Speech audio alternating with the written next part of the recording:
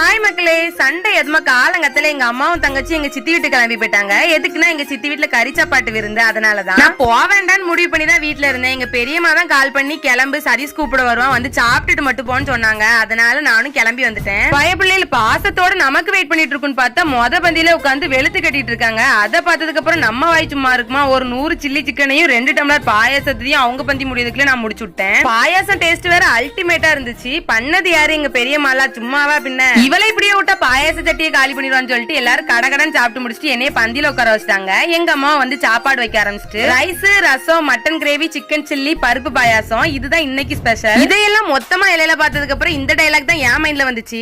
இன்னைக்கு ஒரு புட்டி அப்படியே கிரேவி சில்லி எல்லாத்தையும் மொத்தமா போட்டு பிசைஞ்சு நல்லா சாப்பிட்டு முடிச்சாச்சு. அப்புறம் எங்க அம்மா, பாட்டி, பெரியம்மா, சித்தி எல்லாரும் இருந்து கதை விட்டுட்டு இருந்தாங்க. எனக்கு சண்டே இப்படிதான் போச்சு. உங்களுக்கு எப்படி போச்சுங்க கமெண்ட்ஸ்ல சொல்லுங்க. நம்ம வீடியோ பிடிச்சிருந்தா லைக் பண்ணிட்டு மறக்காம நம்ம சேனலையும் சப்ஸ்கிரைப் பண்ணிருங்க. பாய்.